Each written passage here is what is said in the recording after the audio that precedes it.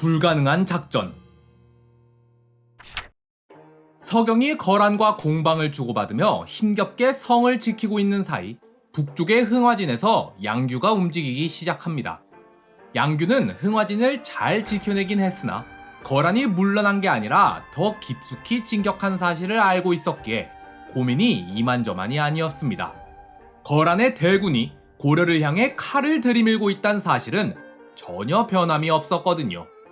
상황을 완전히 뒤집기 위해선 거란이 군을 철수시킬 만한 사건을 만들어야만 했습니다. 그리하여 양규는 거란에 함락된 곽주를 다시 탈환하기로 하는데요. 곽주는 거란에게 매우 중요한 지역이었습니다. 거란 입장에서 중간기지 하나 없이 고려 깊숙이 진격하는 건 굉장히 부담이 컸을 텐데 다행히도 곽주를 먹었기 때문에 여기에 중간기지를 세우고 계속해서 진격을 할 수 있게 된 거거든요. 이 말을 반대로 하면 만약 곽주를 다시 빼앗긴다면 거란이 진격을 하기에 엄청난 부담이 생길 수밖에 없는 거죠. 근데 거란 입장에서는 이런 걸 고민할 필요가 없었어요. 왜냐면 곽주성엔 6,000명의 병사를 남겨두고 왔기 때문인데요. 보통 성을 함락시키려면 수비군의 3배 이상이 필요하다고 합니다. 따라서 곽주성을 함락시키기 위해선 고려가 18,000 이상의 병력을 끌어모아야 하는데 지금 서경 지키기도 바빠 죽겠는데 그럴 여력이 있을 리가 없을 뿐더러 거란은 자기네가 직접 40만 대군으로 흥화진과 통주성 함락에 실패해봤지 않습니까? 그러니 18,000은커녕 한 10만은 모아야 될까 말까 할 텐데 감히 고려군이 그걸 꿈이나 꾸겠습니까? 그 정도 병력이 있으면 차라리 서경이나 개경 지키는 데 투입하지 곽주성을 굳이? 근데 반대로 양규는 그러니까 승산이 있을 거라고 봤던 것 같습니다.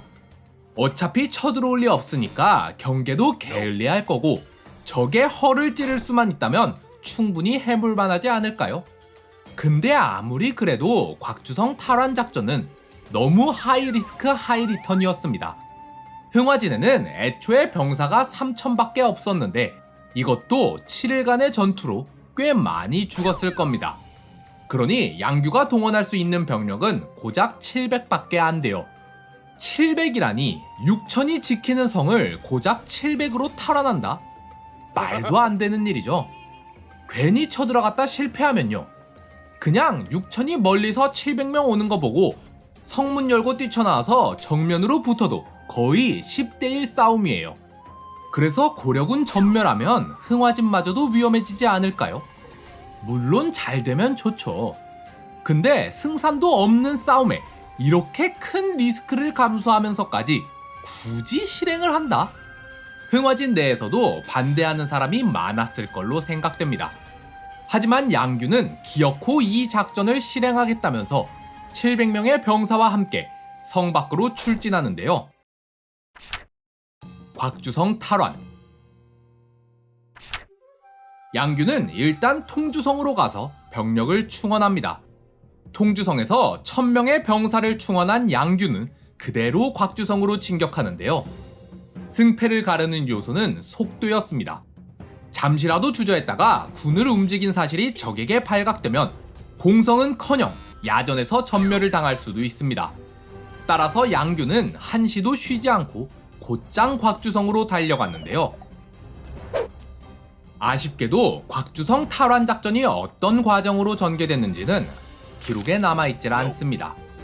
고려사 전류에 적힌 기록을 그대로 읽어보자면 양규가 흥화진에서 병사 700명을 거느리고 출전해 통주에서 병사 1,000명을 충원하였다. 이들은 곽주로 쳐들어가서 그곳에 있던 거란 병사들을 전부 못 빼고 성 안의 남녀 7,000여 명을 통주로 옮겼다. 이게 끝이에요. 그래서 지금까지도 이 곽주성 탈환은 미스터리로 남아있습니다. 대체 어떻게 1700으로 6,000이 지키는 성을 함락시키고 또 이 6,000을 전부 죽일 수 있었던 걸까요? 아쉽게도 전해지는 기록이 없어 이 과정은 상상에 맡길 수밖에 없지만 이 말도 안 되는 일을 양규는 해냅니다. 의문점 1. 병력. 자, 그런데 또 그냥 넘어갈 수 없죠. 여기까지가 보통 곽주성 탈환에 대해 얘기할 때 나오는 쟁점들이에요. 양규가 1700명의 군사를 데리고 거란군 6000이 지키는 곽주성을 탈환했고 그곳을 지키던 거란군도 전부 전멸시켰다. 거란은 고려가 대군을 준비할 여력이 없단 걸 알았기에 방심했다. 곽주는 거란의 중간 기지로서 굉장히 중요한 지역이었기에 양규의 곽주성 탈환은 적의 후방을 교란하고 보급을 끊는데 엄청난 역할을 했다. 근데 이상한 점이 몇 개 있습니다. 첫째, 분명히 거란이 흥화진 함락을 포기하고 지나칠 때 흥화진을 견제하기 위해 무로대의 병력의 절반인 20만을 남겨뒀다고 했는데 대체 얘네는 뭘 했길래 흥화진에서 700이 뛰쳐나와 곽주까지 가는데 아무런 제재도 못한 걸까요? 하물며 이게 병력이 적어서 눈치를 못 챈 거라면 흥화진 병사들한테 곽주성이 탈환당했다는 소식 듣자마자 바로 흥화진이랑 통주성 쳐들어가면 될 거 아니에요. 거기 병력 줄었을 테니 말이죠. 이 20만을 거란이 회수했다거나 어디로 움직였다는 얘기가 없습니다. 저때 그냥 남겨두고 갔다 하고 끝이에요. 뒤로 등장하질 않아요. 그냥 증발해버린 거죠. 거란군이 40만이란 얘긴 야율융서가 처음 쳐들어올 때랑 무로대에 20만 남길 때만 나오고 그 뒤론 전혀 안 나옵니다. 그래서 거란의 실제 병력이 40만이 아니라 20만일 수도 있다는 얘기가 나오는 겁니다. 근데 보통 그냥 회수했겠지 하고 넘어가요. 거란군 40만은 전부 서경으로 갔고 무로대엔 병사가 없어서 양규가 움직일 수 있었다 라고 보는 거죠. 그래요, 이건 그렇다 칩시다. 근데 의문점은 이게 끝이 아니에요. 삼수채 전투에서 고려군 30만이 투입됐는데 이 중 3만이 죽었다 했죠. 통주성 근처에 있던 병사들은 코앞에 통주성으로 들어갔을 거고 곽주 쪽으로 도망친 병사들은 곽주성으로 들어갔을 겁니다. 삼수채 전투에 참여한 장수 중에 서경성에 있는 장수도 있는 걸 보면 서경성으로 들어간 군사들도 있겠죠. 아님 뭐 그냥 흩어진 병사들도 있을 거고요. 그럼 어쨌든 지금 27만이 살아남은 건데 얘넨 도대체 어디로 갔길래 아직까지도 등장을 하지 않는 걸까요? 만약 이때 통주성으로 들어간 군사들이 통주성을 지킬 때 활약을 했고 그 뒤로도 통주성에 남아 있었다면 양규한테 합류했을 가능성도 있지 않을까요? 양규의 직함은 서북면 도순검사입니다. 지금 전투가 한창인 서북면에서 최고위 장수예요. 그러니 이 병사들이 통주에 있던 어디 있던 양규에겐 이들을 지휘할 권한이 있는 거죠. 또 만약 진짜 1700명이 맞다고 해도 6000명이랑 싸우면서 고려군도 어느 정도 피해가 있지 않았겠습니까? 이 뒤로 병사수에 대한 얘기가 없어서 보통 쭉 이어지는 양규의 활약이 전부 이 1700명으로 해냈다고 하는데 중간중간 분명 병사의 손실이 있었을 텐데 이걸 정말 충원을 안 했을까 싶기도 해요. 이후로 양규의 활약을 보면 1700명으로 이 모든 걸 해냈다고 보기엔 말이 안 되는 지경으로 너무 대단하기 때문에 아마 삼수채 전투의 패잔병들을 일부 활용하지 않았을까 라는 추측을 해봅니다. 근거라고 하긴 좀 뭐한데 고려사 기록을 보면 12월 16일에 큰 유성이 곽주에 떨어졌다 라는 기록이 나옵니다. 그리고 고려사전료에서 정확히 같은 날인 12월 16일 기록이 위에 말씀드렸던 양규가 곽주성을 탈환했다는 내용이에요. 자, 이걸 왜 말씀드리냐면 고려사전료 12월 19일 기록에 서경의 신사에 갑자기 회오리 바람이 일어나더니 거란의 군사와 말이 모두 넘어졌다 라는 기록이 나오거든요. 좀 이상하지 않습니까? 회오리 바람? 근데 그것 때문에 거란 병사들이 쓰러져? 그래서 이걸 누군가 거란군을 습격해서 큰 타격을 주었다 라고 해석하시는 분도 있습니다. 지금 서경성은 문 꽉 걸어 잠그고 지키기 바쁜 와중에 서경성의 군사들이 밖으로 나왔을 가능성은 적은 것 같고요. 아마 삼수채 전투 때 살아남은 군사들이 밖에 있다가 지원을 온 거 아닌가 라고 생각하거든요. 어쨌든 이런 식으로 고려사에는 어떤 전투를 미스터리한 일로 표현하는 경우가 있다 라고 한다면 큰 유성이 곽주에 떨어졌다도 큰 군대가 곽주로 쳐들어갔다로 해석해볼 여지가 있는 거죠. 아니면 진짜로 곽주의 운석이 떨어져서 이 때문에 거란군이 혼란에 빠졌고 이를 기회 삼아 양규가 작전을 수행한 걸 수도 있습니다. 다른 의견으로는 성 안의 백성들이 호응을 했을 거라는 의견도 있어요. 근데 성 안의 백성이 7,000명 정도였던 걸로 보아 이들이 호응을 해도 아무런 저항 없이 6,000명을 전부 죽일 순 없지 않았을까요? 그게 아니면 거란이 원래 그냥 수성을 잘 못해서 그런 걸 수도 있죠. 중국이랑 싸울 때도 중국이 2번이나 쳐들어오는데 2번 다 연운 16주 뺏길 뻔하거든요. 그래서 애초에 거란이 수성을 잘 못해서 곽주성도 손쉽게 뚫린 거 아닌가 라는 생각도 해볼 수 있겠네요. 의문점 2. 의의. 다음으로는 곽주성 탈환의 의의입니다. 여러분들이라면 이렇게 하이리스크를 감수하고 곽주성을 어렵사리 탈환을 했어요. 그럼 그 다음에 무슨 일을 하실 것 같습니까? 곽주성에 군사를 배치하고 성을 지키려 하지 않을까요? 애초에 곽주성이 적의 중간기지 역할을 못하게 하는 게 탈환의 목적이었다면 뺏었으면 이제 지켜야죠. 근데 양규는 곽주성을 탈환한 다음 성에 있던 백성 7천여 명을 전부 통주로 옮깁니다. 성을 그냥 비워둬요. 아니 이러면 애초에 적의 중간기지를 없앤다 라는 목적이랑 안 맞잖아요. 거란이 다시 군사 보내서 곽주성에 넣으면 되는 거 아닙니까?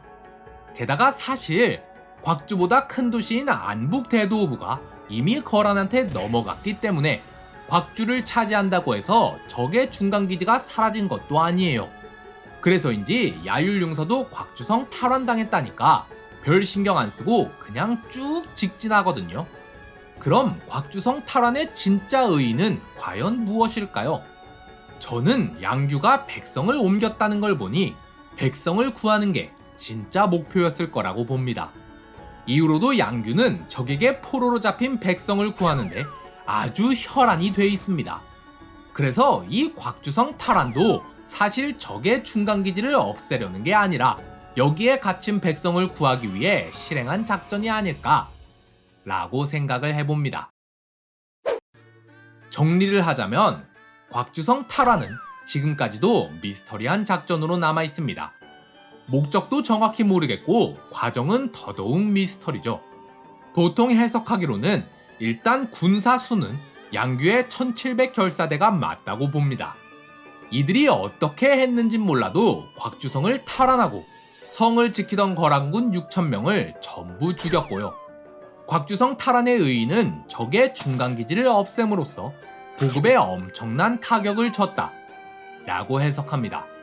근데 이러면 의문점들이 좀 남기 때문에 제 개인적인 생각으로는 아마 삼수체 전투의 패잔병들이 도움을 줬을 것이며 곽주성 탈환의 의의는 적에게 잡힌 백성을 구한 것이다 라고 정리할 수 있을 것 같습니다.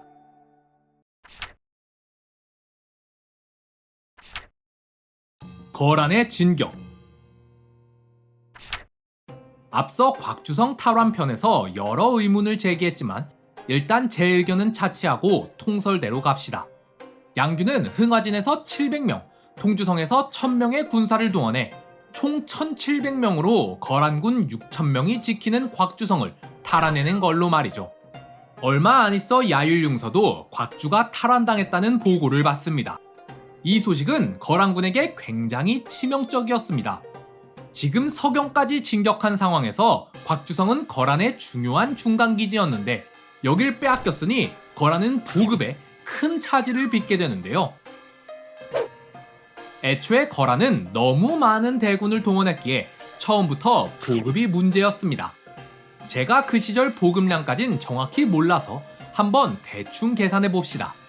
우리가 하루에 3끼를 먹는다는 가정에 공깃밥만 200g씩 600g을 먹잖아요. 이걸 곱하기 40만을 하면 24만 kg가 돼요. 근데 거란군이 김하군 중심이라 말도 먹여야 하지 않을까요? 말은 보통 하루에 자기 몸무게의 2% 정도를 먹는다 해요.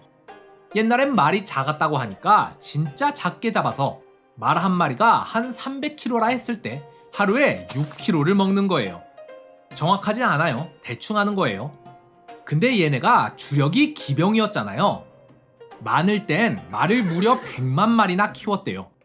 그럼 적게 잡아서 말을 한 10만 마리 동원했다고 치면 하루에 얘네가 먹는 양만 60만 킬로입니다.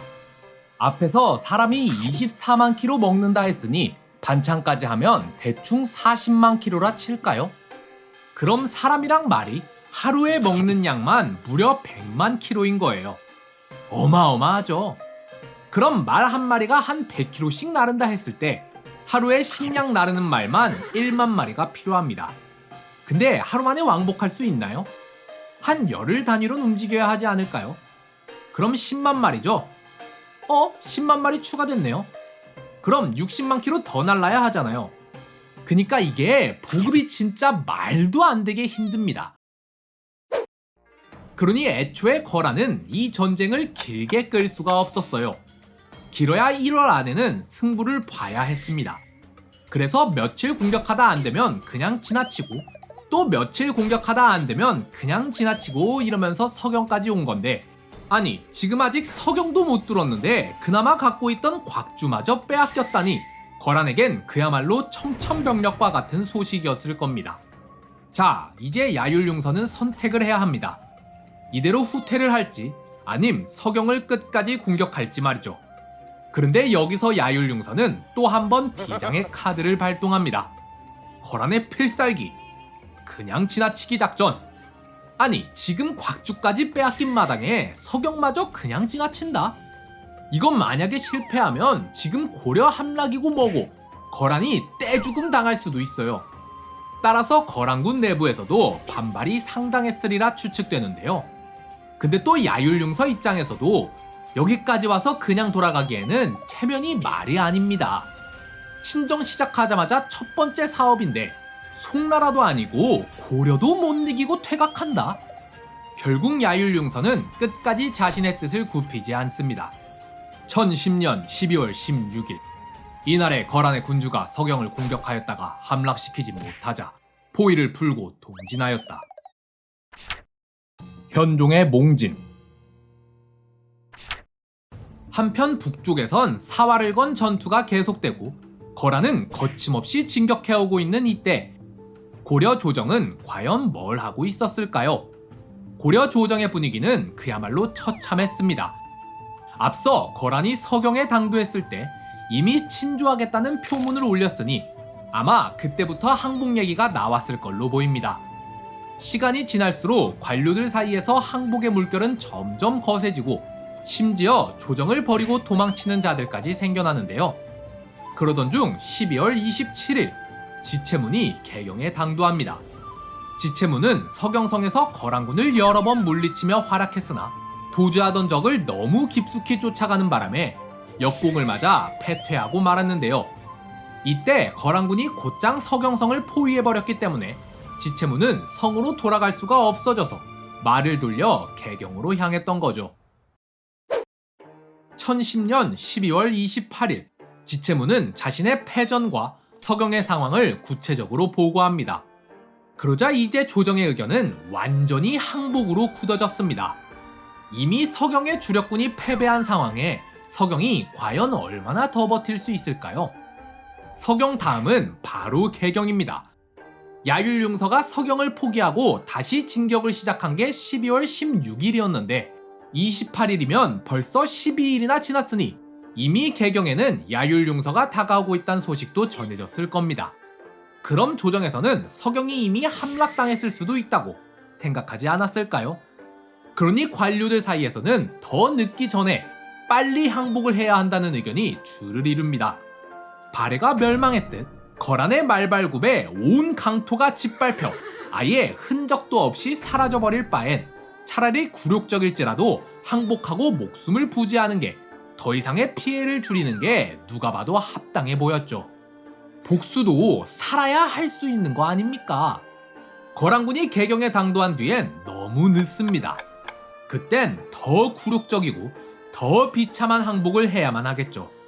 그러니 더 늦기 전에 빨리 항복을 해야 한다며 온 조정이 현종을 압박하는데요. 그런데 그때 갑자기 한 관료가 소리칩니다. 지금 거란이 고려를 쳐들어온 이유는 역신 강조를 처단하기 위함이니 항복은 우리가 고려할 사안이 아니옵니다. 다만 적의 수가 너무 많기에 적은 병력으로 이들을 당해낼 재간이 없으니 당장은 적의 칼날을 피하였다가 다시 반격할 방안을 모색해야 합니다. 당장은 피한다니 어찌 말이오. 남쪽으로 몽진하시옵소서. 바로 강감찬이었는데요. 강감찬은 성종 2년에 장원급제를 한 뒤로 단 한 번도 고려사에 등장하지 않습니다. 그런데 만 62세에 이르러 이때 갑자기 역사의 중심의 모습을 드러내는데요. 이때 강감찬의 관직은 정사품 예부시랑이었습니다. 예부란 교육과 외교를 담당한 부서로 예부시랑은 이 예부의 차관급에 해당하는 관직이었어요. 앞서 양규에 대해 알아볼 때 양규도 이전에 기록이 없는데 갑자기 서북면 도순검사로 임명됐다고 했잖아요. 거란의 침공이 임박한 시점에서 최전방인 서북면을 책임지는 도순검사에 임명됐다는 건 단지 기록이 안 됐을 뿐 분명 그 전에 이미 능력을 보여줬기 때문일 거라 했죠. 강감찬도 똑같다 봅니다. 온 조정이 항복을 주장하는데 강감찬 홀로 항전을 주장합니다. 그런데 또 현종은 여기서 강감찬의 손을 들어줘요. 아마 이전에 강감찬이 이미 능력을 보여줬으며 현종도 그를 믿었기 때문에 이런 결정을 했다고 봐야겠죠. 뒤이어 지체문도 강감찬의 의견을 지지하며 말하는데요. 신이 비록 미련하고 나약하지만 죽을 힘을 다하여 전하의 곁을 지키겠사옵니다. 그날 밤 현종은 서둘러 개경을 빠져나와 피난길에 오릅니다. 그러나 이때 현종을 따라간 신하는 몇 명 되지도 않았고 호위무사도 고작 50명밖에 못 데리고 갑니다. 항복을 입에 올리던 자들은 이미 조정을 버리고 도망쳐버렸고 왕의 행렬은 그야말로 초라하기 짝이 없었죠. 현종과 선조. 우리 역사에 외적의 침입을 피해 수도를 버리고 피난한 사례가 유명한 게 하나 더 있죠. 바로 임진왜란 때 선조 말이에요. 아니 근데 선조는 최악의 임금이네 뭐네 하며 욕을 한 바가지로 하면서 어째서 현종은 고려의 세종이라고까지 지켜세우는 걸까요? 둘 다 수도를 버리고 피난했고 나중에 상황이 좋아지니까 돌아왔어요. 둘 다 재침을 겪었는데 이땐 둘 다 도망치지 않았죠. 둘의 공통점은 이게 끝이 아닙니다. 선조가 욕을 먹는 이유 중 하나는 전쟁 때 무관들이 그렇게 공을 많이 세웠는데 전쟁 끝나고 나니까 무관 대우를 개차반으로 했거든요. 신기한 점은 고려 현종도 비슷한 일화가 있단 거예요. 2차 고려-거란 전쟁이 끝난 뒤 전쟁으로 인해 고려의 재정이 파탄나 버리는 바람에 관료들에게 녹봉을 지급하지 못하는 사태가 벌어져요. 근데 이때 현종은 무관들의 급료를 빼앗아서 전부 문관들 급여로 지급해버립니다. 이것 때문에 전쟁 때 혁혁한 공을 세운 무관들이 빡쳐서 반란을 일으켜버리거든요. 뭔가 선조가 무관 홀대한 거랑 비슷하죠. 아니 근데 그럼 도대체 이 둘의 차이점이 뭐길래 선조는 그렇게 욕을 하면서 고려 현종은 감싸주는 걸까요? 먼저 아셔야 될 게 선조의 피난은 누가 봐도 합당한 선택이었단 겁니다. 지금 2차 고려-거란 전쟁에서 거란은 침공 40일이 지나도록 곽주랑 안북대도후부 정도 말곤 성을 하나도 함락시키지 못했어요. 심지어 곽주는 다시 탈환당했죠. 근데 임진왜란 때 일본군은 쳐들어가는 성마다 죄다 함락시키고 신립의 정예군도 격파했으며 고작 20일 만에 수도 한양에 당도합니다. 2차 고려-거란 전쟁 때 현종의 상황보다 임진왜란 때 선조의 상황이 훨씬 심각했단 거예요. 그러니 항복할 게 아니라면 선조는 피난을 갈 수밖에 없었어요. 따라서 단지 피난을 간 것만으로 선조를 욕하는 건 말이 안 됩니다. 문제는 그 뒤의 행동입니다. 현종이 피난을 선택한 이유는 후위를 기약하기 위해서였습니다. 일단 상황이 위급하니까 피난을 가되 시간을 벌고 이 상황을 타개할 방안을 모색해보려 했죠. 하지만 선조는 달랐습니다. 선조는 피난을 가면서 세자 광해에게 왕위를 넘겨버릴라 해요. 그리고 자기는 아예 명나라로 넘어가 버리겠다고 합니다. 명나라로 넘어가서 요동 지역을 다스리는 제후가 되려 했어요. 관료들이 뜯어 말려도 기어코 가겠다고 고집을 부렸는데 결국 명나라에서 거절합니다. 근데 마침 이 타이밍에 한산대첩의 승전보가 올라옵니다. 게다가 일본이 한양에 도착해서는 이상하게 시간을 끌어요. 그래서 그 사이에 조선군도 재정비를 하고 명나라에서 지원군도 오고 의병도 일어나고 이순신이 바다 쓸고 다니고 하니까 이거 안 가도 되겠는데? 해서 선조는 조선 땅에 남기로 합니다. 그러니 욕을 먹어도 싼 거고 고려 현종은 얘기가 달라요. 다음 화에 보시겠지만 현종의 피난길은 그야말로 고생 개고생이었습니다. 근데도 현종은 끝까지 포기하질 않았어요. 고작 19살짜리 왕이 지금껏 승려로 있다가 갑자기 왕 된 지 얼마 되지도 않았는데 이 나라 지키겠다고 끝까지 버팁니다. 그리고 이 사건을 통해 그는 진짜 왕다운 왕으로 성장하는데요. 전쟁 이후의 모습도 완전히 달랐어요. 사람들이 잘 모르는 게 선조가 전후 복구 사업은 꽤 잘합니다.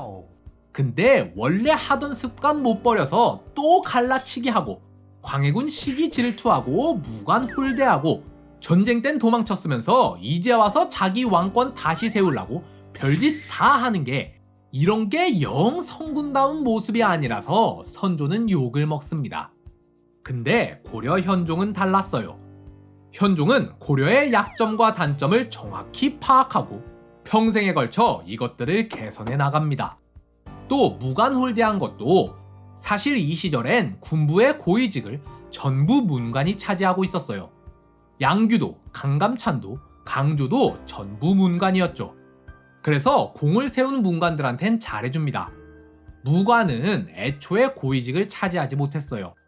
근데 그래도 잘못한 건 잘못한 거죠. 무관 녹봉 빼앗아서 문관들한테 몰아줬으니까요. 그래서 그 뒤로 이거 고칩니다. 이렇게 현종은 개선을 해요.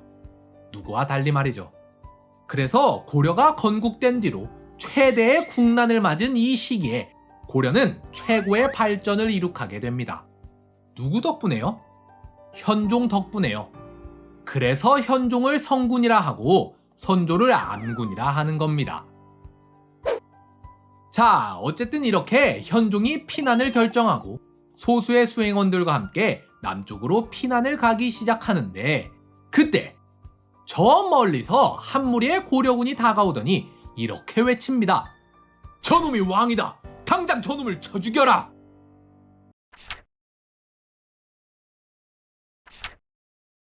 고려의 왕권 1010년 12월 28일 고려의 왕 현종은 강감찬의 의견을 받아들여 남쪽으로 몽진을 시작합니다. 항복을 부르짖던 신하들은 이미 도망가 버렸고 현종 곁엔 두 왕후와 소수의 신하들 그리고 50명 남짓의 호위병밖에 남지 않았는데요. 왕의 피난치고는 초라하기 짝이 없죠. 참고로 이 뒤로 강감찬이 현종 옆에서 등장하지 않는 걸로 보아 강감찬은 아마 다른 곳에 가 있었던 것 같습니다. 자, 근데 여기서 한 가지 아셔야 할 게 고려는 조선과 상당히 다른 나라였단 겁니다. 우리가 조선사에 너무 익숙하다 보니 고려를 볼 때도 조선과 같이 생각하는 경향이 있거든요. 근데 두 나라는 꽤 많이 달랐어요. 특히 고려 초기엔 더욱 그랬는데요. 두 나라의 차이점 중 가장 두드러지는 특징은 바로 왕의 권한이었습니다. 조선은 이미 건국될 때부터 고려 때 다져놓은 왕권을 그대로 계승한 데다가 태종이 강력한 왕권 강화와 중앙집권적 국가체제를 만듦으로써 나라의 힘이 왕한테 쏠리게 돼요. 그리고 현명한 신하들이 왕이 딴 길로 새지 않게 보좌하는 형태로 국가가 운영됐는데요. 근데 고려는 왕의 힘이 그렇게 세지 않았어요. 고려 태조 왕건하면 유명한 일화 중 하나가 왕비를 29명이나 뒀단 거잖아요. 고려가 건국될 때까지만 해도 한반도는 고려, 신라, 후백제 이렇게 세 나라로 나눠져 있었습니다. 이 말이 뭐냐면 이 세 나라의 백성들은 자기들이 같은 나라 사람이라고 생각하지 않았단 거예요. 지금 같은 한민족 이런 개념이 아예 없었을 때입니다. 게다가 통일전쟁하면서 서로 죽어라 싸웠죠. 막 쟤네가 우리 아빠 죽이고 내 아들 죽이고 우리 집 재산 약탈하고 그랬는데 고려가 통일을 했다 한들 그때부터 바로 딱 오케이 이제부터 우리 한 팀이다. 그래 앞으로는 싸우지 말자. 이랬을 리가 없잖아요.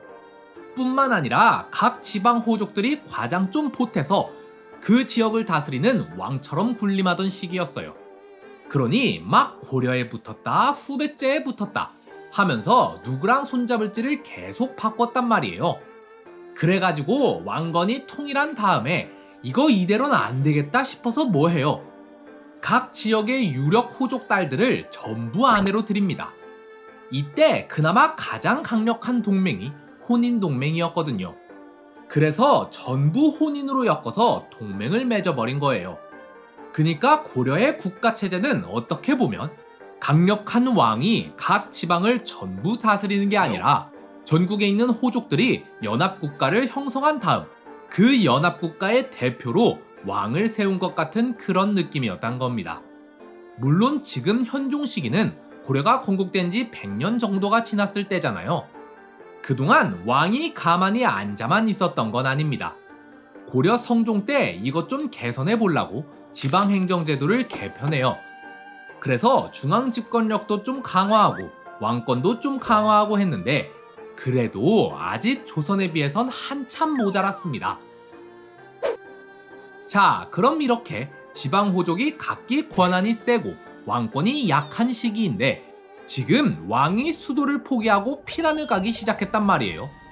그 말은 자기 세력권을 벗어나서 다른 사람의 세력권으로 들어가게 된다는 겁니다. 그것도 고작 호위무사 50명 데리고 말이죠. 그러면 지방 호족들이 이걸 가만히 두겠습니까? 현종이 수도 개경을 떠나자마자 반란 세력이 공격을 하기 시작하는데 어찌저찌 이걸 피하거든요. 근데 몇 발자국 가니까 또 반란 일어나고 또 피해서 몇 걸음 가면 또 반란 일어나고 이걸 수도 없이 합니다. 근데 또 그렇다고 멈출 수가 있습니까? 뒤에선 거란군이 쫓아오고 있는데요.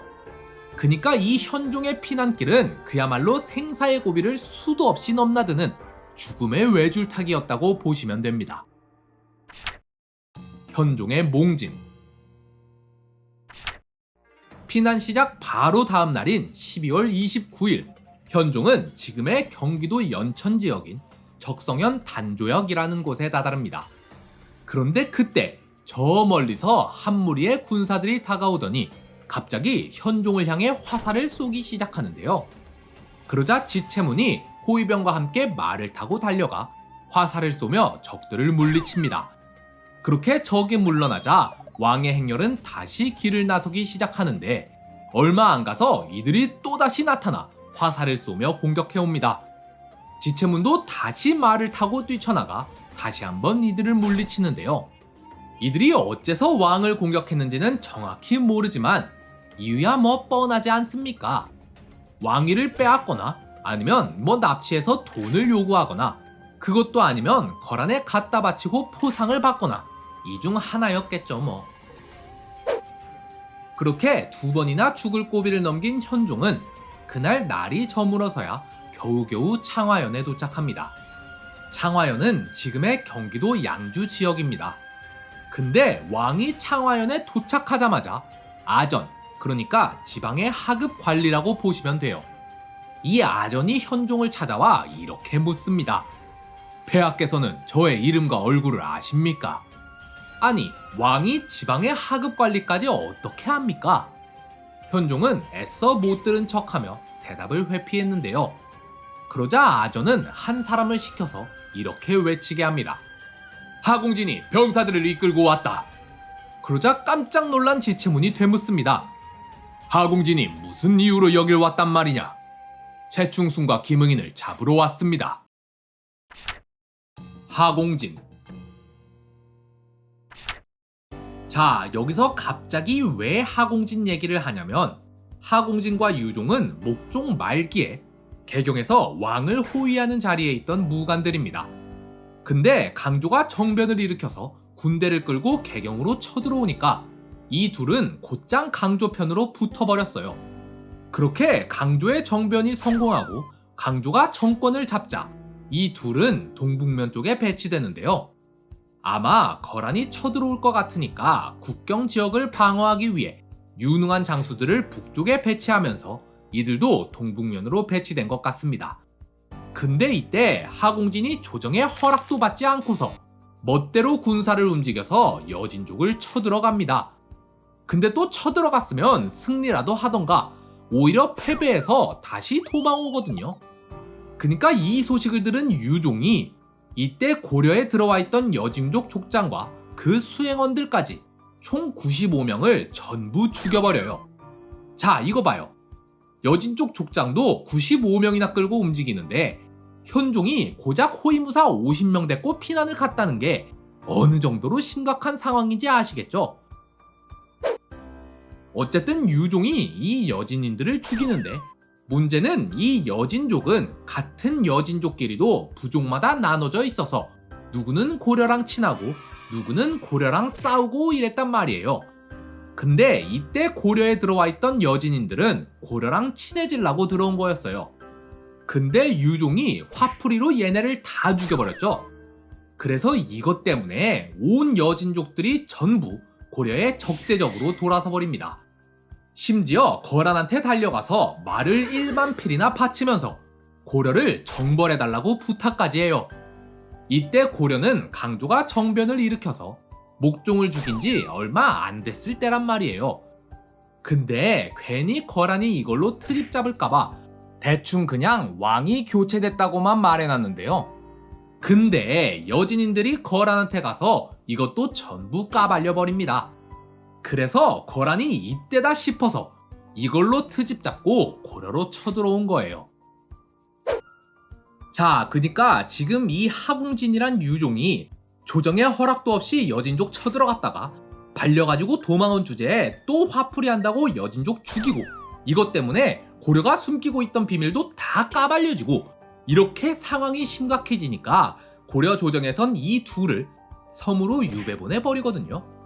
근데 시간이 흘러서 막상 거란이 쳐들어오니까 지금 얘네가 개경 코앞까지 왔다는데 남은 장수도 몇 없지. 또 무슨 개경의 군사들은 전부 도망을 쳤는지 아님 싹 다 북쪽에 투입했는지는 모르겠지만 어쨌든 호위무사도 고작 50명밖에 없지. 이렇게 상황이 심각해지니까 현종이 이 둘을 다시 부릅니다. 그래서 이때 지금 이 현종이 피난 가고 있는 상황에 갑자기 웬 아전이 달려와서 하공진이 오고 있단 얘기를 하는 거예요. 하공진의 등장.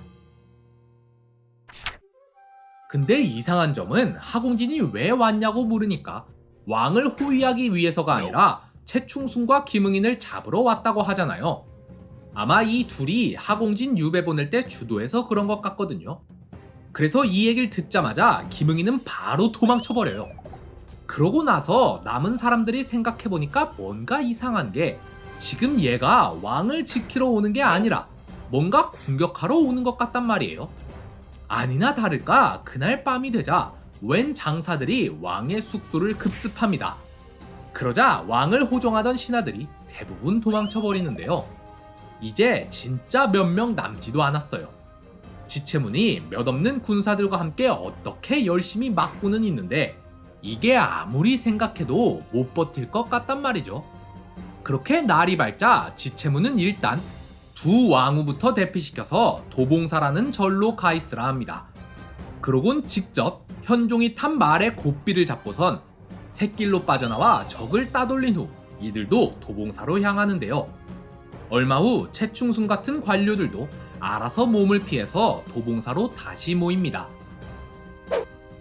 지체문은 뭔가 이상한 낌새를 눈치챘는지 현종에게 이렇게 말합니다. 신이 생각하기에 지난밤의 적들은 하공진이 아닌 것 같습니다. 제가 직접 그들을 쫓아가 확인하고 오겠나이다.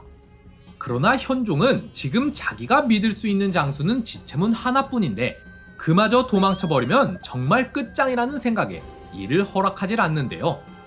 그러자 지체문은 신이 만약 폐하를 배신한다면 반드시 하늘이 저를 벌할 것이니 걱정 마시옵소서 라고 말하며 현종을 안심시킵니다. 지체문이 이렇게까지 나오자 현종도 어쩔 수 없이 허락해줍니다. 길을 나선 지체문은 얼마 안 가서 국군을 만납니다. 국군은 좀 전에 김응인과 함께 도망친 자로 도중에 반란군을 만나서 옷가지를 전부 빼앗긴 상태였는데요. 적들이 저의 옷을 전부 빼앗아 갔습니다. 너는 신하가 되어 폐하를 배신하고 도망쳤으니 목숨을 부지한 것만으로도 감사해야 하지 않겠느냐.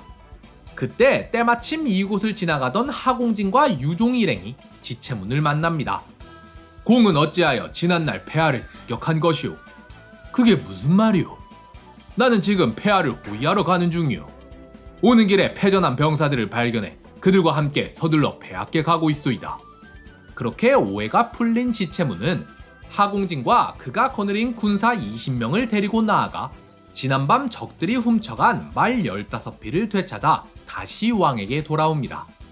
그런데 전날 밤 소동 때문에 현종이 지금 잔뜩 겁을 먹고 있잖아요.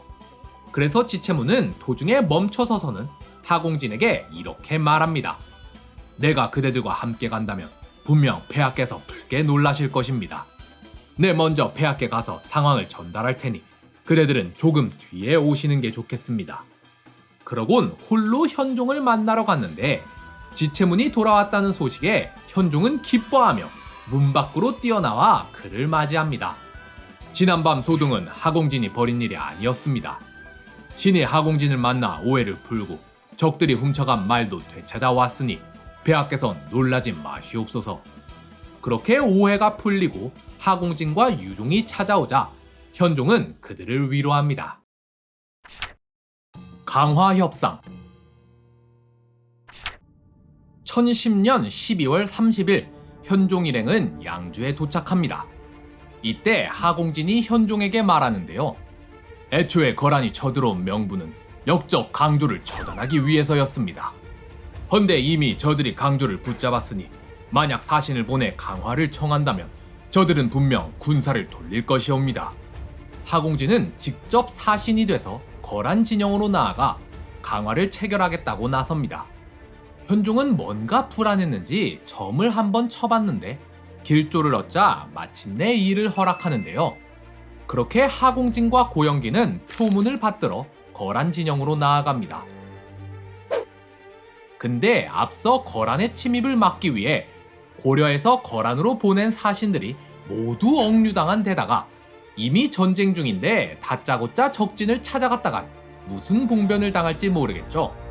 그래서 하공진은 일단 창화연에 도착해서는 부하들에게 먼저 적진으로 가서 사정을 설명하고 표문을 전하라고 명령합니다.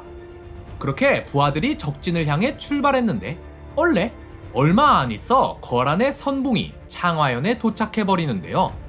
하공진이 상황을 설명하자 거란군은 이렇게 묻습니다. 고려의 국왕은 어디 있는가? 지금 남쪽으로 향하고 계시온데 정확히 어디에 계시는지는 모르옵니다. 어허, 감히 우릴 속이려 드느냐? 고려의 국왕은 어디 있느냐? 정말 모르옵니다. 이미 남쪽으로 수만 리는 내려가셨을 것이옵니다. 그러자 거란군은 이내 추격을 멈추고 군을 돌려 되돌아갑니다.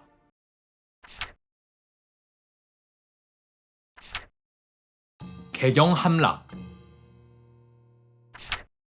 1011년 1월 1일 거란의 군주 야율융서가 개경에 도착합니다.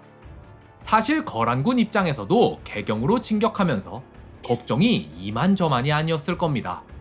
지금 서경마저 포기하고 후방에 적군을 이렇게 많이 남겨놓고 왔는데 만약 개경의 상당수의 수비군이 버티고 있다면 거란은 이렇다 할 중간계지도 없는 상황에서 앞뒤로 쌈 싸먹힐 수도 있는 상황이었습니다.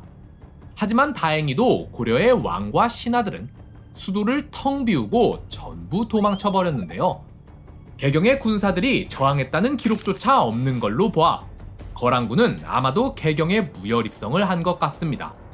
그런데 또 그렇다고 개경이 비어있는 게 거란군에게 마냥 좋지만은 않았어요. 이렇게 생각하실 수 있어요. 개경은 고려의 수도니까 그 어느 도시보다 물자가 많지 않았을까?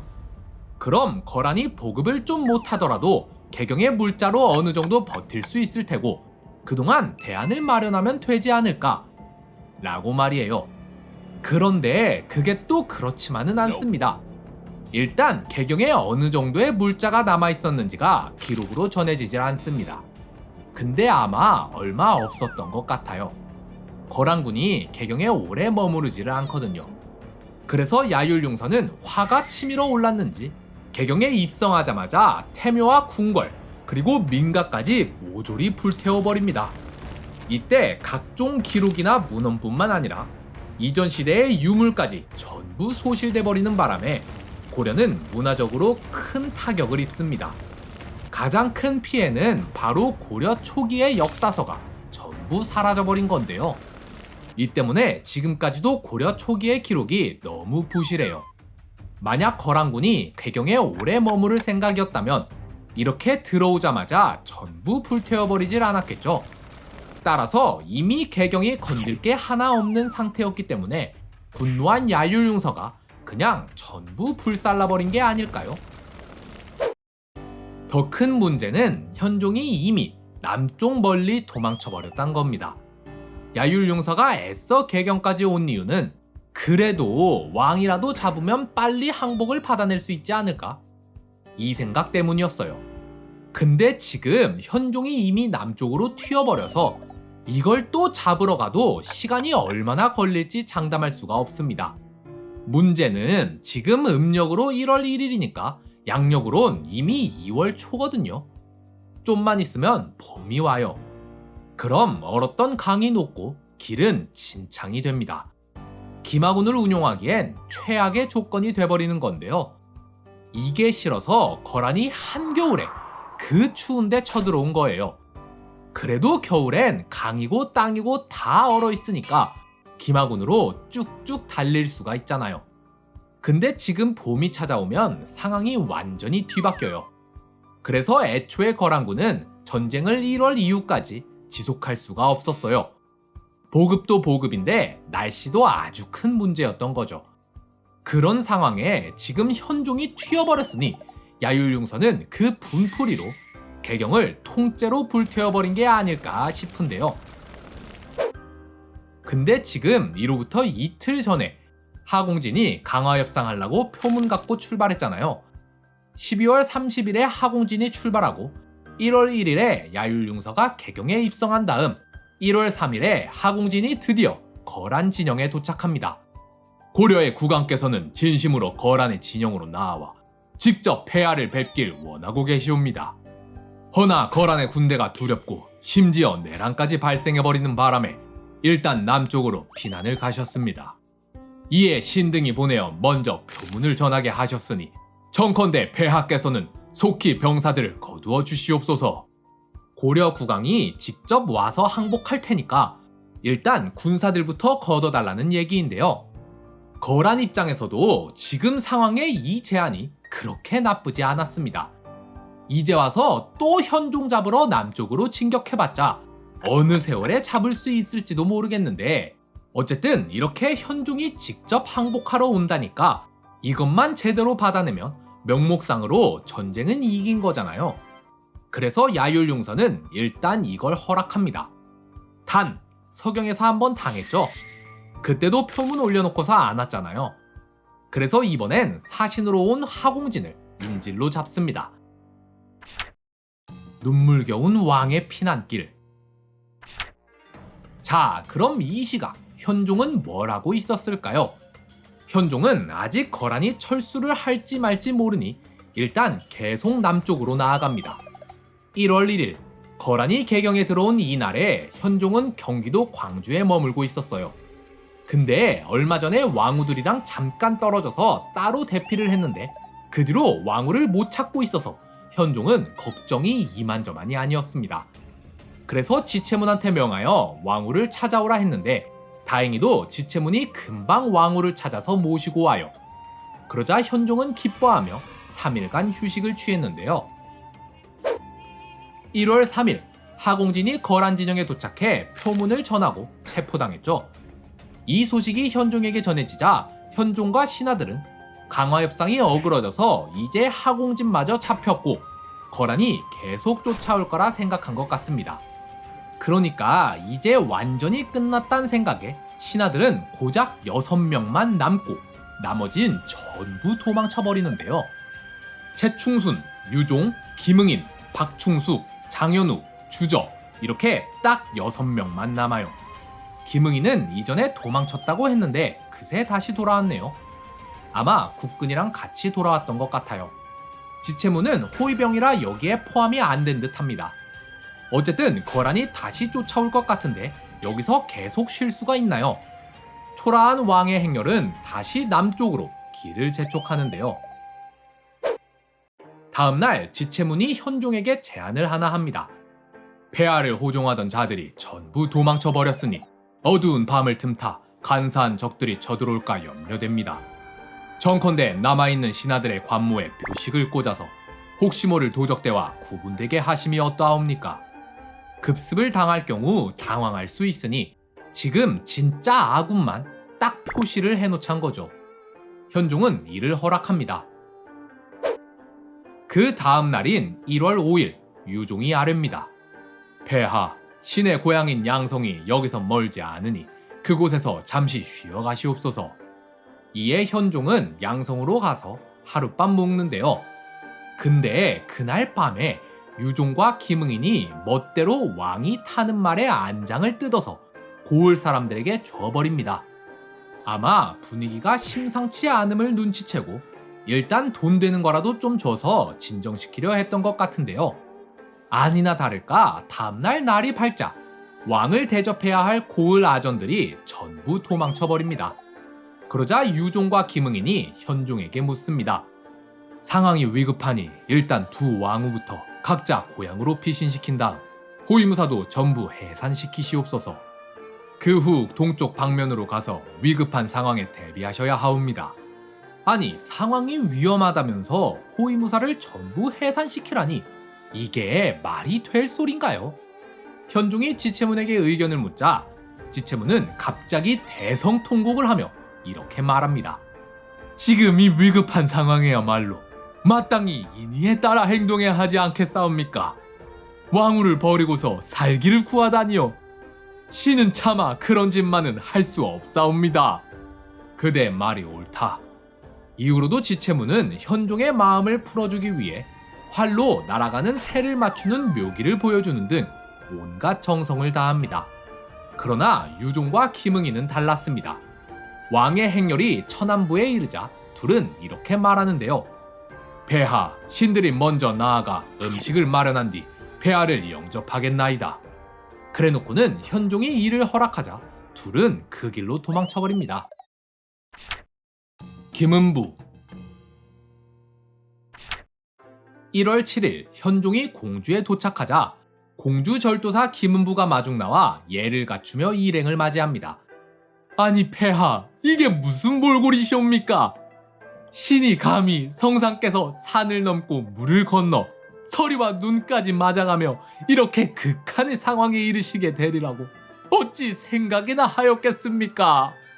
김은부는 곧장 현종이 갈아입을 옷을 진상하고 또 현종과 일행이 먹을 토산물도 올리는데요. 현종은 크게 기뻐하며 옷을 갈아입고 호종하던 신하들에게 토산물을 나눠줍니다. 그날 밤 현종은 발길을 재촉해 파산역에 다다랐는데 왕을 모셔야 할 영리들이 모두 도망가고 수락관마저도 텅텅 비어서 먹을 게 하나도 없는 겁니다. 그때 김은부가 달려오더니 또 음식을 한 보따리 싸와서 식사를 푸짐하게 대접합니다. 현종은 12월 28일에 처음 몽진을 시작해 지금 1월 7일에 이르기까지 10일 동안 가는 곳마다 홀대받고 시도 때도 없이 반란군의 위협에 시달렸습니다. 그런데 김은부만이 유일하게 그를 극진히 대접해줬는데요. 그니까 현종이 그에게 얼마나 고마웠을지 상상이 되시나요? 현종은 이 일을 분명히 기억하고 훗날 김은부에게 막대한 포상을 내립니다. 고작 16명. 어쨌든 그렇게 김은부의 극진한 대접을 받은 현종은 지금 상황이 위급하니 일단 왕비부터 피신시키려고 합니다. 현종이 지체문에게 말합니다. 현도왕후는 지금 임신한 상태이기 때문에 이 이상 함께하기엔 무리일세. 현도왕후의 본관인 선주가 여기서 멀지 않으니 그곳으로 보내는 게 좋겠네. 지체문은 이번에도 반대했으나 현종은 이번엔 물러서지 않는데요. 지금 상황이 어쩔 수가 없네. 그렇게 현도왕후는 임신한 아이를 위해 현종과 헤어져서 본관인 선산으로 갔으나 안타깝게도 이 아이는 유산이 되어 세상에 태어나지 못하고 맙니다.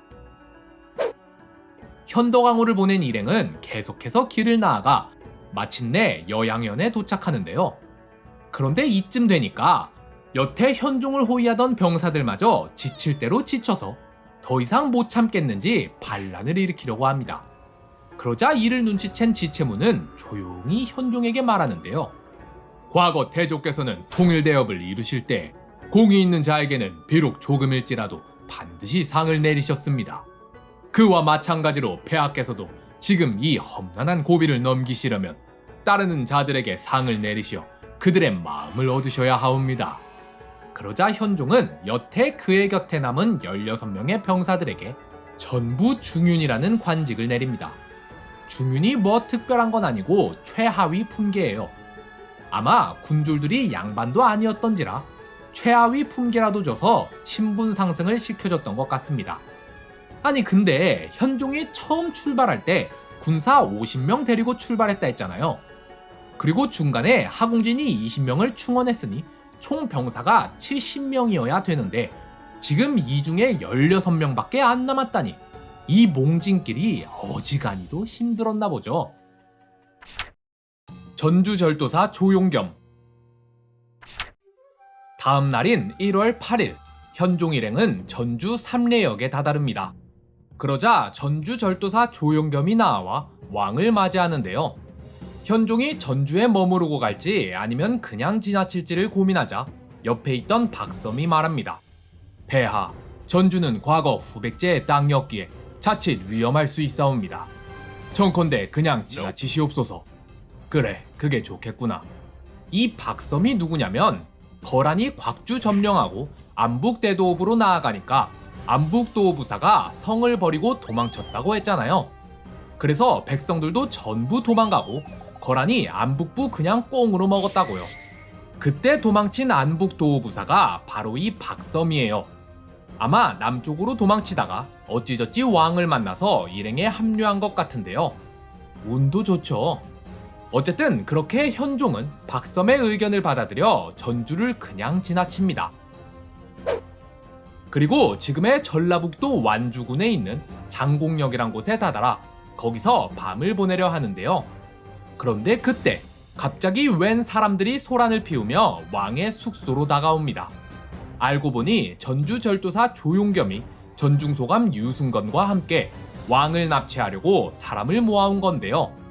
이를 본 지체문은 곧장 문을 잠그고 문 앞을 굳게 지킵니다. 무예가 출중하기로 유명한 지체문이 문 앞을 딱 지키고 있으니까 적들도 섣불리 다가오질 못하는데요. 지체문은 지붕 위로 올라가더니 이렇게 묻습니다. 이게 무슨 짓들이냐? 거기 유승건이가 있느냐 없느냐? 유승건이도 함께 왔다. 너는 누구냐? 그러는 너는 누구길래 그리 길을 막는 것이냐? 묻는 말에 대답치 못하겠느냐? 지체문 장군인 것 같습니다. 목소리를 듣자 하니 내 놈은 친종 마한조루구나. 폐하께서 유승건을 부르시니 냉큼 미리 오지 못할까? 그러자 유승건이 대답합니다. 당신이 그리 길을 막고 있는데 제가 어찌 들어갈 수 있겠습니까? 지체문은 직접 문 밖으로 나가 유승건을 데리고 현종에게로 가는데요. 이게 무슨 짓인가? 폐하, 이 일은 전부 조용겸이 꾸민 일이옵니다. 신은 단지 조용겸이 따라오라길래 따라만 왔을 뿐 일이 이렇게 될 줄은 전혀 몰랐사옵니다. 청컨대 조용겸을 불러올 수 있도록 허락하여 주시옵소서. 그래, 그럼 내 직접 조용겸에게 묻겠다. 너는 나가서 조용겸을 불러오거라. 그런데 문을 나선 유승건은 그 길로 냅다 도망쳐버립니다. 현종이 다시 사람을 보내서 조용겸을 불러오자 순순히 따라 들어오는 조용겸. 그런데 조용겸이 들어오자 현종을 호위하던 자들이 그를 죽이려 하는데요. 그러자 지체문이 이들을 말립니다. 멈추거라. 폐하께서 부르신 것이다. 그렇게 군사들이 물러가고 조용겸이 들어오자 현종이 말합니다. 네, 일단 이 일은 넘어갈 테니 여기 대명왕후를 데리고 전주로 돌아가거라. 첫째 왕후인 현덕왕후는 이미 본관으로 대피시켜 놨으니 둘째 왕후인 대명왕후도 전주로 대피시키려 한 건데요. 그렇게 조용겸은 대명왕후를 데리고 전주로 돌아갑니다. 두 왕후를 피신시킨 후 계속해서 남쪽으로 나아가는 현종. 그런데 그때 현종에게 급보가 하나 전해져 옵니다. 폐하, 거란군이 철수하기 시작하였습니다.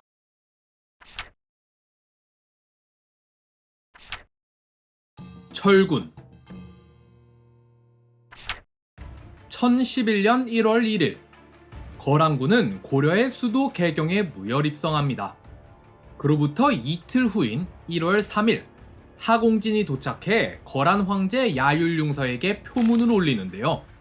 표문의 내용은 고려의 왕 현종이 직접 거란 진영으로 나아와 친조하겠다는 내용이었죠. 다시 말해 항복하겠다는 겁니다. 다만 하공진은 그 전에 먼저 거란의 군대부터 물려달라고 요구합니다. 아마 야율융서 입장에서도 고민이 많았을 겁니다. 첫 번째 친정인데 완벽한 승리도 아니고 이런 애매한 승리로 괜찮을까? 하고 말이죠. 내부에서도 계속 쫓아가서 왕을 잡아야 되네. 아니네. 이제 그만 철수해야 되네. 말이 많았을 걸로 생각되는데요. 근데 일단 고려의 왕한테서 직접 친주하러 오겠다는 표문을 받아냈으니 완전히 체면을 구긴 건 또 아닙니다. 이것도 못 받았으면 진짜 꼴이 말이 아니었겠죠. 근데 일단 고려가 숙이고 들어왔으니 야율융서 입장에서도 이 정도면 됐다. 봐라, 고려 국왕이 항복하지 않았느냐. 이 전쟁은 우리가 승리했으니 이쯤 하고 물러나자. 라고 말할 명분이 생겼습니다. 지금 시간을 끌어봤자 더 큰 이득이 보장되지 않는 상황이에요. 왕을 무조건 잡을 수 있다는 보장이라도 있으면 또 모르겠는데 그게 아니잖아요. 그럼 지금 이득은 고정인데 시간이 지날수록 손실은 커져만 갑니다. 일단 보급도 문제인데 가장 큰 리스크는 북쪽에 고려군을 남겨놓고 왔다는 거죠. 거란이 삼수채 전투에서 대승을 거뒀다곤 하지만 고려군 30만 중에 3만 죽였어요. 나머지 27만은 어딘가 살아있겠죠. 게다가 거란군 6천이 지키던 곽주성을 탈환당했습니다. 지금 우리야 이게 양규가 1700명으로 해냈단 걸 알지만 당시 거란군 입장에서는 대체 북쪽에 고려군이 얼마나 많이 남았길래 이걸 다시 빼앗지? 라고 생각하지 않았을까요? 그러니 거란이 생각할 수 있는 최악의 상황은 북쪽에서 고려군이 군대를 규합해 개경으로 쳐들어오는 거예요. 그렇게 되면 거란의 손실은 이루 말할 수 없이 커집니다. 자, 결론은 뻔해요. 이득은 고정인데 손실은 시간이 갈수록 커지고 막대한 리스크까지 남아있는 상황이에요. 여러분이라면 어떻게 하시겠습니까? 손절해야죠. 그래서 1011년 1월 11일 개경에 입성한 지 고작 10일 만에 야율융서는 철군을 시작합니다. 다시 개경으로. 거란은 철군을 시작했지만 현종은 아직 이 사실을 모릅니다. 따라서 현종 일행은 계속해서 남쪽으로 나아갔는데요. 1월 13일 현종은 나주에 도착합니다. 나주는 당시 고려에서 가장 남쪽에 위치한 대도시였어요. 훗날 전라도라는 이름을 지을 때 전라도 지역에서 제일 큰 도시 두 개가 전주랑 나주라 이 두 도시의 앞자를 따서 전라도라고 짓거든요. 그러니 그만큼 큰 도시인데다 국토의 최남단에 있을 뿐만 아니라 이 나주는 현종의 외가 쪽 연고지이기도 했습니다. 따라서 현종은 나주까지 도착해서야 비로소 한숨 돌릴 수 있었는데요. 그런데 고작 3일 후인 1월 16일 척후병이 현종에게 달려와 급보를 전합니다. 폐하, 거란의 병사들이 쫓아오고 있사옵니다. 깜짝 놀란 현종은 바로 문 밖으로 뛰쳐나오더니 떠날 채비를 하기 시작합니다. 그러자 이를 본 지체문이 이렇게 말하는데요. 폐하, 한밤중에 갑자기 어가가 행차하면 백성들이 크게 놀라 동요할 것입니다. 일단 처소로 돌아가셔서 잠시 기다려 주시옵소서. 신이 직접 나아가 정탐하고 오겠사오니 거란군이 정말 당도했다면 그 후에 움직이셔도 충분할 것입니다. 그리하여 현종은 다시 처소로 돌아가고 지체문은 정탐을 하고 있었는데 그때 통사사 송균원과 별장 정열이 거란군 총대장 소배 앞에 서신과 거란의 포로로 잡힌 하공진의 장계를 갖고 나주로 찾아옵니다. 지체문이 이들을 데리고 현종한테 가서 장계를 전하자 현종은 기뻐하며 말하는데요. 거란군이 철수했다는구나. 이 기쁜 소식을 전해온 송균원을 도병마 녹사로 삼고 정열을 친종 낭장으로 임명하노라. 이때 현종 일행에 거란의 문자를 해독할 수 있는 사람이 없어서 소배압의 서신은 읽을 수 없었지만 그래도 하공진의 서신을 통해 일행은 거란군이 철수했다는 소식을 알게 됩니다. 드디어 한숨 돌린 현종은 나주에서 좀 쉬다가 1월 21일에 이르러 개경으로 돌아가기 시작합니다. 현종이 피난을 갈 땐 거란군의 추격을 따돌리기 위해 거의 쉬지 않고 걸음을 재촉했습니다. 게다가 반란군의 위협에도 시달렸기 때문에 웬만해선 대도시도 피해가려 했는데요. 하지만 돌아갈 땐 달랐습니다. 거란군이 되돌아갔으니 이제 현종의 위상은 완전히 달라져 있었습니다. 그는 고려를 구한 영웅이 되어 위풍당당하게 길을 나아갔는데요. 더 이상 쫓아오는 자도 없으니 무리해서 빨리 갈 필요도 없고 왕권이 회복됐으니 반란군의 위협에 시달리지도 않았습니다. 현종은 대도시를 차례로 들리며 도시마다 며칠씩 쉬어갔는데요. 그동안 지친 백성들을 위로하기 위해서였죠. 막아서는 고려. 거란은 철군을 시작했고 현종도 개경으로 돌아오기 시작했으니 이제 전쟁이 완전히 끝났을까요? 아니요. 서북면의 장수들 중엔 이렇게 전쟁을 끝낼 생각이 없는 사람들이 있었습니다. 대표적으로 구주별장 김숙흥이 그랬는데요. 드라마에선 김숙흥이 이전부터 활동을 시작해서 막 곽주성 탈환할 때 성 안에서 문 열어주고 그러는데 그건 드라마의 상상력이고요. 실제 기록상에서 김숙흥이 움직이기 시작한 건 바로 이 시점입니다. 이전엔 아예 기록이 하나도 없다가 갑자기 딱 등장해요. 거란군은 처음 고려를 쳐들어올 땐 흥화진 쪽으로 쳐들어왔습니다. 근데 흥화진에서 아주 쓴맛을 봤죠. 그래서 돌아갈 땐 이쪽으로 돌아가길 꺼려했어요. 뿐만 아니라 아무래도 자기들이 한 짓이 있으니 고려의 성을 지나쳐가기엔 너무 불안했을 겁니다. 지금 한겨울 내내 행군하느라 지칠 대로 지쳐있는 데다가 눈 녹기 전에 돌아가기에도 바빠 죽겠는데 고려군이 성문 열고 뛰쳐나오면 얘네 상대할 힘이나 남아있겠습니까? 그래서 거란군은 최대한 고려군과 마주치지 않고 돌아가려 했는데요. 거란군 20만은 퇴각을 하면서 다 같이 한 번에 움직이질 않았습니다. 일단 정찰병부터 보내고 또 부대를 나눠서 선봉대도 여러 군데로 보내보고 그렇게 길을 다 마련한 후에야 마지막으로 야율용서가 이끄는 본대가 제일 안전한 길로 퇴각을 했죠. 이들 중 한 부대가 택한 길은 구주 옆의 산길이었습니다. 근데 이쪽 길엔 깊게 파인 골짜기가 있어서 이 좁은 골짜기를 통과하기 위해선 거란군이 일렬로 길게 늘어져서 통과해야만 했는데요. 1월 17일 거란군이 골짜기로 들어서자 구주별장 김숙흥과 중랑장 보량이 이끄는 부대가 출동해 이들을 기습합니다. 김숙흥은 미리 구주의 병사들과 함께 골짜기 위쪽에 매복해 있었습니다. 그러다가 거란군이 어느 정도 깊이 들어오자 골짜기 위에서 화살을 쏘고 돌을 굴려서 거란군에게 무차별적인 공격을 퍼붓는데요. 좁은 골짜기에 갇힌 거란군은 오도 가도 못하고 그 자리에서 무참히 죽어나갑니다.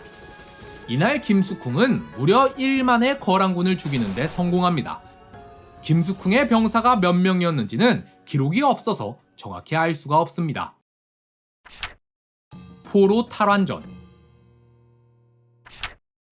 자, 근데 거란군에게 주어진 문제는 이게 끝이 아닙니다.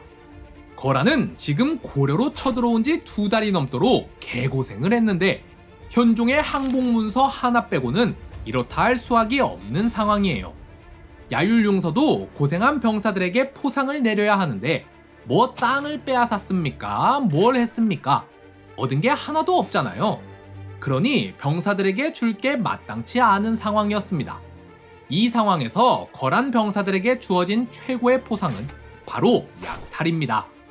아마 돌아가면서도 수없이 고려 백성을 약탈했을 거예요.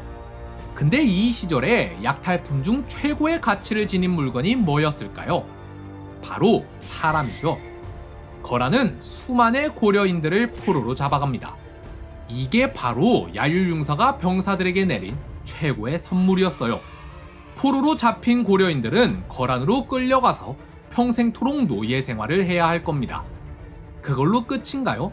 아니죠. 이들의 자식들도 대대손손 노예가 되어 비참한 삶을 살아가야 할 겁니다. 그런데 이 상황을 생각하며 분노가 치밀어 오르는 자가 있었으니 바로 서북면 도순검사 양규인데요. 양규의 목표는 딱 하나였습니다. 포로로 잡힌 고려 백성을 구하는 것. 양규는 병사들을 이끌고 무로대로 쳐들어갑니다. 이때 무로대에 있는 거란군이 어떤 부대였는지는 정확히 알 수가 없어요. 추론은 2가지인데 먼저 앞서 거란이 흥화진 함락을 포기하면서 20만은 흥화진을 견제하기 위해 무로대에 남겨놓고 나머지 20만만 이끌고 곽주로 진격했다 했잖아요. 이 20만이 그대로 무로대에 남아있었고 이들은 보급부대라 전투력이 약해서 양규가 이들을 상대로 승리할 수 있었다 라는 추론이 있고요. 다른 추론은 제 개인적인 생각인데요. 저는 이 20만이 진짜였는지도 모르겠고 진짜라 쳐도 이때까지 여기 남아있었을지 아님 본대에 합류했을지도 정확히 모르겠어요. 근데 얘네가 그냥 보급부대고 여태 여기에 남아있었다 해도 그래도 20만이나 되는 대군이잖아요. 양규가 고작 1, 2천 끌고 쳐들어가기엔 너무 수가 많단 말이죠. 그래서 제 생각엔 거란군이 퇴각할 때 부대를 나눠서 퇴각했다 했잖아요. 이 중 일부가 무로대 쪽으로 온 거 아닌가 싶습니다. 근거는 2가지예요. 첫째, 이후로도 양규가 여기저기 거란 부대를 습격해서 거란군 죽이고 고려 백성을 구하는데 숫자가 다 비슷비슷해요. 그 말은 양규가 습격한 거란 부대들이 다 비슷한 규모였을 확률이 높다는 거죠. 둘째, 양규 입장에서 봤을 때 지금 거란군이 지칠 대로 지쳐서 퇴각하고 있단 말이에요. 만약 무로대의 20만 대군이 진짜라면 아무리 보급부대라도 이들을 지키는 병사들이 있을 거고 또 심지어 얘네는 전투에 참여도 안 해서 쌩쌩할 텐데 이 쌩쌩한 20만을 공격할 바엔 수천씩 나눠서 퇴각하는 지친 거란군 공격하는 게 더 쉽지 않았을까요? 그래서 저는 이 무로대의 거란군도 거란의 선봉대 중 일부일 거라 추측합니다.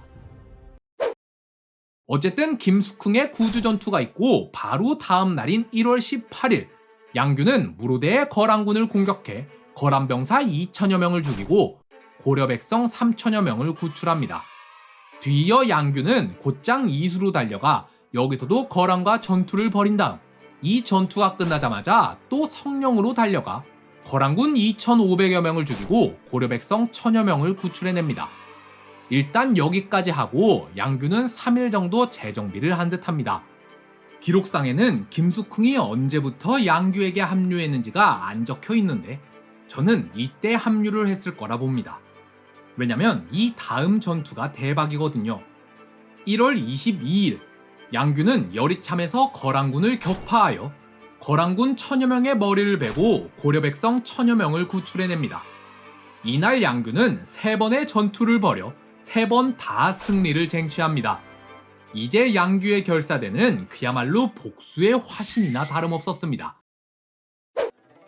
1월 28일 양규는 한 번 더 거란의 선봉대를 기습해 거란군 천여 명의 머리를 베입니다. 그런데 그때 야율융서가 이끄는 거란군 본대가 양규를 잡으러 돌격해 오는데요. 어찌 보면 당연했습니다. 2차 고려-거란 전쟁을 통틀어 거란에 가장 큰 피해를 입힌 장수는 누가 뭐래도 양규였습니다. 게다가 돌아가는 길에도 이렇게 쉬지 않고 공격해대니 야율융서 입장에서는 어떻게 해서든 이 양규를 잡고 싶었겠지요. 어쩌면 앞서 양규에게 당한 선봉대는 야율융서가 보낸 미끼였을지도 모르겠습니다. 양규의 전공으로 보아 본대 정도는 동원해야 잡을 수 있을 테니 본대가 도착할 때까지 양규를 잡아두기 위해서 말이죠. 거란 본대의 공격을 받은 양규는 김숙훈과 더불어 단 한 명의 거란군이라도 더 죽이기 위해 필사의 항전을 합니다. 하지만 이곳엔 양규를 지켜줄 성벽도 없었으며 거란의 본대를 상대하기엔 결사대의 인원은 턱없이 부족했습니다. 양규의 결사대는 이날 하루 종일 죽어라 싸웠지만 결국 화살도 다 떨어지고 결사대는 전멸당하고 맙니다. 양규는 거란군이 퇴각하는 이 한 달 사이에 총 7번의 전투를 치렀습니다. 그동안 무수히 많은 거란 병사를 죽였으며 고려인 포로를 3만 명이나 구출해내었죠. 뿐만 아니라 노획한 낙타, 말, 병장기 등은 셀 수 없을 정도로 많았습니다. 근데 앞서 고려인 포로 탈환한 거 세어보면 5,000명밖에 안 된단 말이에요. 곽주성 탈환 때 구출한 거 포함해도 12,000명이에요. 18,000명이나 비죠. 그래서 추측하기로는 양규가 마지막에 거란군 본대랑 싸울 때 여기 군사만 3만인데다가 야율융서가 직접 이끌었잖아요. 그러니 포로도 가장 많았을 거란 말이에요.